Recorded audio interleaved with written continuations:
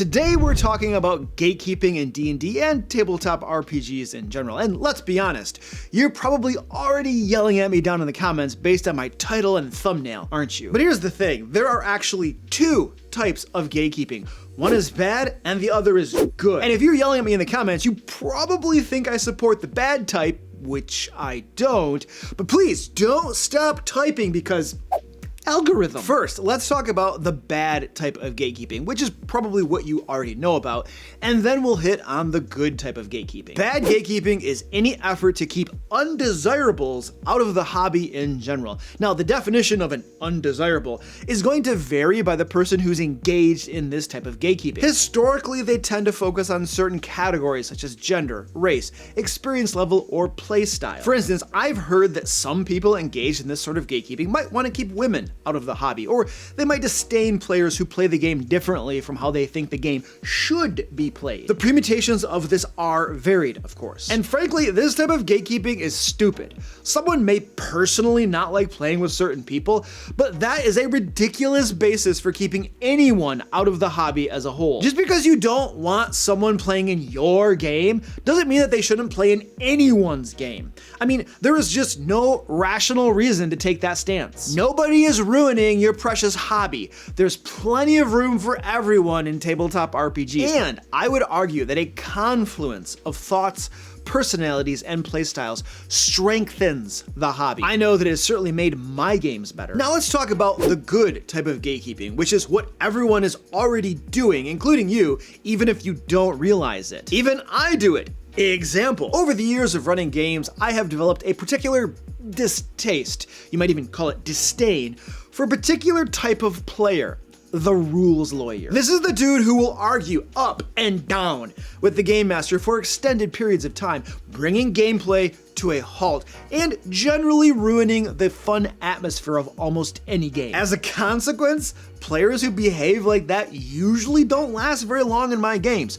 Once they rear their ugly heads, they either learn to control themselves or they leave. It's as simple as that. The fact of the matter is that not all people are compatible. I'm sure that a rules lawyer I drive away will probably be welcome at other tables, but they won't survive at my table, and maybe not yours either. Not that I'm gonna kill their character off, just that I'm probably gonna give them a polite invitation to leave. You see, a pernicious thought I have seen is that all players, regardless of compatibility, should be welcomed at all game tables. In other words, even if someone is not a good fit and makes the game less enjoyable for the other players, or just downright not fun at all, everyone should simply cowboy up and endure it. And one of the ways we know that this is ridiculous is that even those who espouse this belief will break it under the right conditions. For instance, if a player starts spouting off racial slurs or gaslights to manipulate others, I bet almost any group is going to eject them in short order. And even absent negative behavioral issues, not all play styles are compatible. Take a group full of players who love social interactions, the talky bits,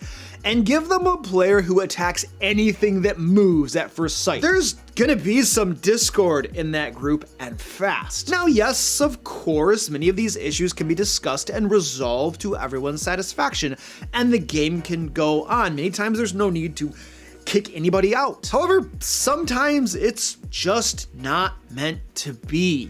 Sometimes there are simply unresolvable differences between people, and the best solution is to part ways. This is the micro gatekeeping that everyone does, and I argue is beneficial for your individual games. I mean, why do you play D&D or Pathfinder or Dungeon Crawl Classics to begin with? It's to have fun, isn't it? So if a person isn't a good fit and doesn't contribute to the overall fun of the game for you and the rest of your table, you have to ask yourself, why are they there? Of course, if you're a counselor using tabletop RPGs to reach troubled youth or a teacher using it in the classroom, obviously you have a different goal. But I'm not talking about that. I'm talking about the standard run-of-the-mill group.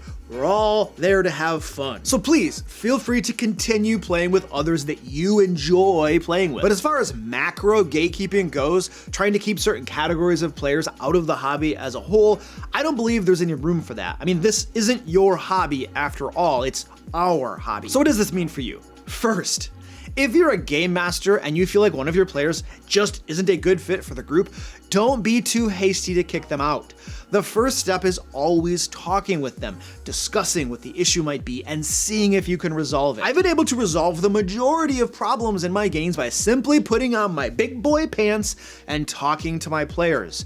And my preference is to do this face to face, not over email or Discord messages if it can at all be avoided. Shoot, even over the phone via voice is better. There's a lot of meaning that is lost when you can't hear the tone of one's voice and when the conversation doesn't happen in real time. There's always a chance that what seemed like it just wasn't meant to be will turn out just fine.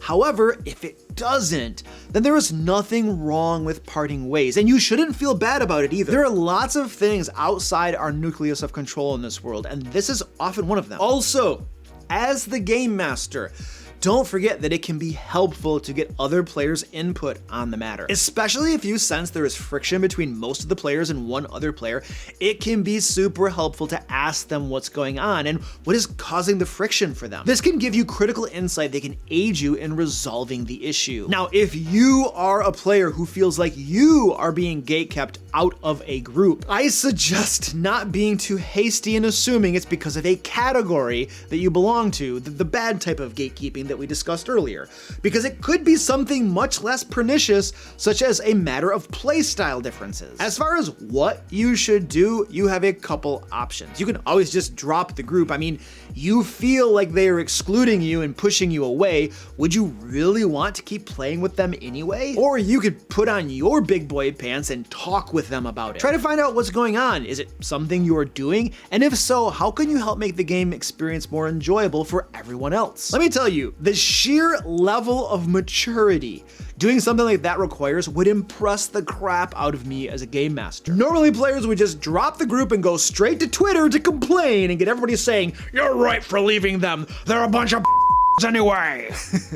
But someone who brings up a difficult topic with the goal of improving the game for everyone, now that's pretty cool. It doesn't mean everything will work out, of course, but it certainly improves the chances. If you enjoyed this video, please give me a thumbs up and leave a comment down below. Let me know what your experience with gatekeeping has been. Now, if you're a new dungeon master, I know exactly how you feel. You want to run amazing games for your players, but there's a lot to do and juggle as the dungeon master, and you only have so much time. Frankly, it can be nerve-wracking, and that's exactly why my team and I created Lairs and Legends for you. With nearly 30 professionally developed adventures you can drag and drop into your games, you will never have to wonder again if you're running amazing games for your players. And with over 100 new monsters, you'll be able to keep even your experienced players guessing. With Lairs and Legends, you will never need to freak out again before a game session. Just click the link below and grab your copy today. Now, if you want to learn about the 7 types of terrible dungeon masters and how not to be one, click this video right here. And until next time, happy game mastering.